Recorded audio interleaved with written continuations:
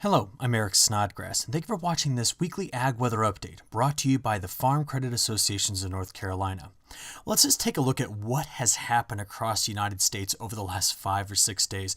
I'm going to take you back and look at the difference in temperature between Thursday, January 31st, and Sunday, Super Bowl Sunday here, February 3rd. And look at this.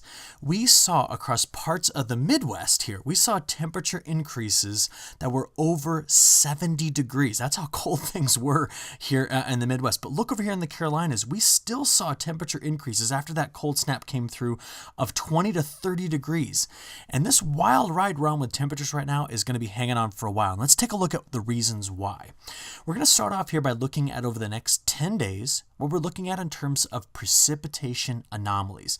And if we look at this, we can kind of see that for much of the southeast, we're looking at a drier pattern, while much of the Ohio River Valley, the lower and mid-Mississippi River Valley, or kind of the central United States here, is going to be wet. It's wet in California. It's dry, rather dry here on the far kind of northwest coast of the United States and British Columbia there. And that pattern we have to diagnose because this is going to set us up for February and possibly early March as well. So let's take a look at it. Now here's what I did. You remember how we just saw a few moments ago that this region right in through here was looking very wet? Well, I wanted to know what kind of pattern does it take to get that region really wet in February, because it was a pretty strong signal. And this is what it starts off as. First, a big ridge sets up shop here in the Gulf of Alaska. That causes the flow of the atmosphere to split into a northern branch that does this and a southern branch that does that. They kind of meet over Texas and then go racing on off to the north and east like this. Now, why this is so important for us down here in the Carolinas is because this is going to set off a very typical storm track we call the Colorado Low, which is going to start in Colorado and then go racing on off to the northeast. Now, why is that important? That's important because we will more than likely see ridging here over the southeast, keeping things relatively dry and relatively warm. So where's the colder air? It's in the northern plains. Where are the low pressure systems are in the Midwest, in the Ohio River Valley and up the northeast. That region is going to go on a temperature roller coaster ride. California is going to get slammed with snow and more flooding and mudslides. But here in the southeast, we are going to be set up, at least in the near term, with possibly a warmer and drier pattern. Now I'm just going to play it for you so you can see this for yourself. But this is the European model run in ensemble mode through the next 15 days. Are you ready for this?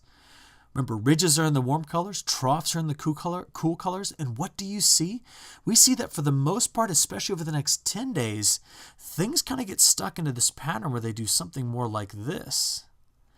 And when it's set up like that and there's a broader ridge feature in this area, we are going to keep out of that bitterly cold air that's going to be locked away in parts of the north central plains. And so this pattern is a drier pattern and this pattern is a warmer pattern. Okay, watch the temperature anomalies. This is every 6 hours out for the next 15 days. Where do we see the colder air setting up? It is not over the Carolinas for the most part. In fact, we see several warmer days.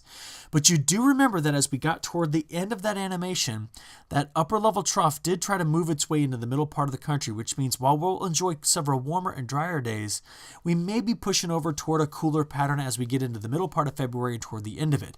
There's certainly some evidence that this colder air will finally migrate east once we get past mid-month. So that's what our temperatures are looking like. Now, remember over the weekend and early Monday morning, we were still dealing with this pesky low that was kind of setting up here just off the coast. Interesting kind of setup here for this time of year, but you saw that it was bringing some coastal rain showers there to North Carolina. Well, as we progress this on through the early part of this week, we see that the main action's there over the Great Lakes, and it looks like it's going to try to drag a front. I'm talking Tuesday morning, getting in throughout the day on Tuesday through the Carolinas, but this is really not bringing in much scattered rain at all. Sorry, let me remove my drawings there. You just saw, I'll just step back here again. Look, this is overnight hours on Monday into Tuesday morning. Those showers just don't get here. The system lifts too far to the northeast. The next system, look, follows that same, they come out of here and they go like this. And that keeps it away from the south and southeast. In fact, it might even not even be until Friday before we see some precipitation. So the start of the week, relatively mild and dry. Let's check out what the European model has to say about this. So let me just get you out here to midday Tuesday. And as we kind of progress through the day on Tuesday, notice higher atmospheric pressure dominates. See it down there? And that keeps stuff going like this. keeps us in the Carolinas relatively dry. This is getting into Wednesday. Remember, Wednesday evening, getting into Thursday morning. Look, it stays to our north for the most part. Maybe some widely scattered showers. It's not until this big system cranks up Thursday night into Friday morning that we have a powerful enough cold front to finally bring some stuff through here. So we are going to enjoy throughout much of this week relatively mild and drier conditions. And that is what happens when we have a dominant high pressure center controlling things for us this time of year. Okay, when we put it all together, just to show you where that cold air stays, we can just look for the snow. Look, we got the snow staying way up here. So we're not even really talking about snow in the Appalachian Mountains at all. And secondly, where's our heavy rainfall going to be? It's going to be up here in the Ohio River Valley, in the mid-Mississippi River Valley. And overall, we got a drier stretch into here simply due to the presence of that high keeping it out of there. And the rain that you see here, remember, this was the rain that was still remnant there on Monday into early Tuesday from that cutoff low that's finally moving off the coast. So this is a drier pattern in the near term. Now, the bigger question is, do we stay warm?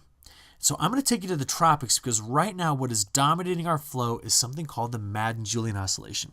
And this is just a region across the tropical ocean that stretches from the the east coast of Africa all the way over to the Central Pacific. And here's what I want you to see. It's right now hanging out here in phases 6 and 7.